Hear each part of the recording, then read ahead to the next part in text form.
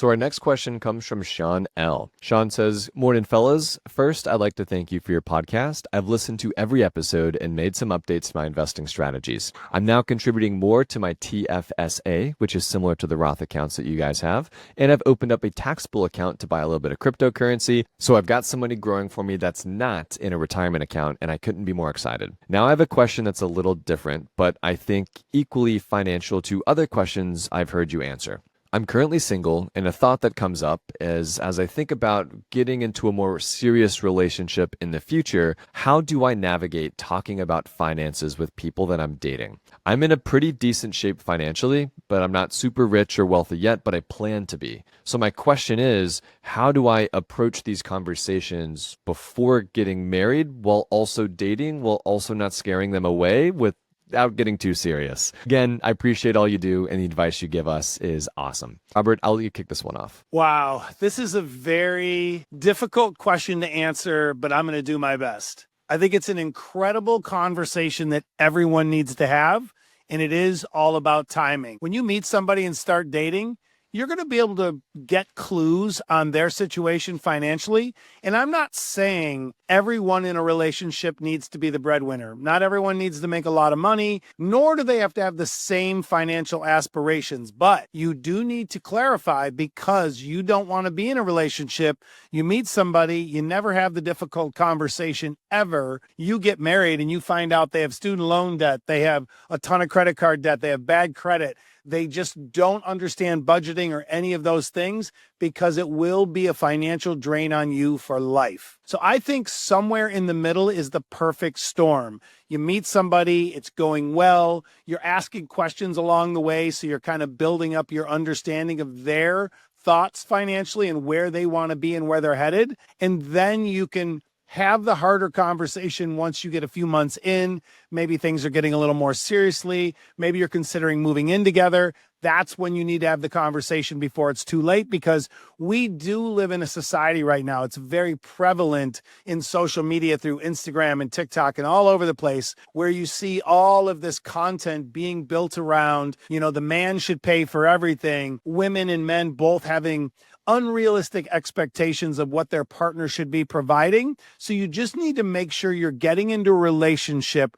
where you're both on the same page about money now and money in the future. Because I believe that most divorces do happen because of money related to unrealistic expectations. And if you have the conversation and the understanding early on, I think you can avoid this. To piggyback on that, not being on the same page financially in the moment with your significant other is not a reason to break up. It's not a reason to throw away the relationship, especially if you've been together for 6, 9, 12, 18, 24 months. But it is a kick in the butt to say, okay, we are on way different spectrums here. And it's not because of anyone's fault, right? School never taught us this stuff. Maybe, Sean over here is a super nerd like me and he loves understanding this stuff. And Sean's significant other was never taught anything about money. Like, Sean, you can't get mad at them for not knowing, but what you can do is offer to teach them. And if it doesn't want to come from you because they think that's a weird dynamic,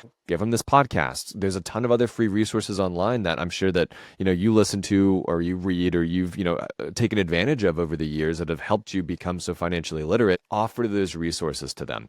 The problems occur when they don't want to learn and they don't want to change. So if you have this very clear trajectory for yourself and your money and your future, your career, your worth and the way that you want to trend as a human from that perspective, and they're going an opposite direction, well, now you guys have a values problem. Again, it's not because they don't know in the beginning, it's because they truly don't care to learn, and it's not something that they care about. It's a character trait values problem that you guys are going in separate directions. Now, that might be a reason to break up with somebody. But because they don't understand in the short term, that's not a big deal. Everyone doesn't understand anything in the short term until someone teaches it to them, just like what Robert and I are obviously trying to do with this podcast. The other thing I would say is definitely be guarded as you build your wealth, but do not be so mysterious that it somehow makes you seem like you're Bruce Wayne or something, right? Like, have the conversations and be open to having those conversations, but don't treat money conversation as taboo. I think that is something that my fiance and I did very well, is we talked about money pretty openly because it shouldn't be a taboo subject, right? Talked about our credit scores and yeah, I just got this cool credit card. All these like I got these points racking up. I'm really excited about it. Oh, nice. Dang, what's your credit score? I had no idea. Yeah, it's this. I've been working at it for so long. Or, oh no, it's only like this because I had this weird thing happen a while ago, but I learned from the experience and now I'm trying to build it back up. Like just have the conversations. Don't let money subjects be so taboo in your relationship.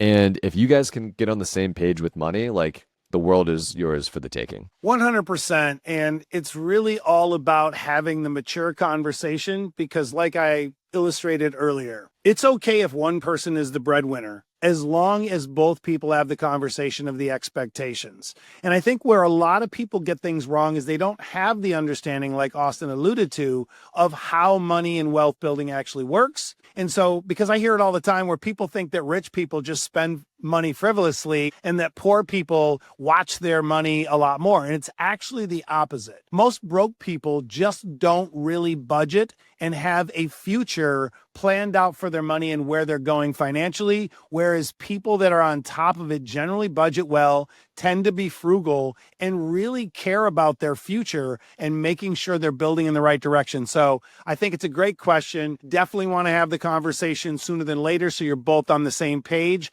and then you can reevaluate on how to move forward from there. And something else that you need to take very seriously, do not combine your finances until you are married, right? You guys do not have a joint checking account as boyfriend, girlfriend. You guys do not go buy a house together as boyfriend, girlfriend. You all do not combine finances until you are legally married in the state of whatever state you are living in. Because there's been just so much mess that we have read in these emails of people saying, oh, I've got this mortgage with this ex-boyfriend who ended up being a deadbeat and all these crazy things. And now I got to figure out it's gone my credit. It's just don't combine your finances.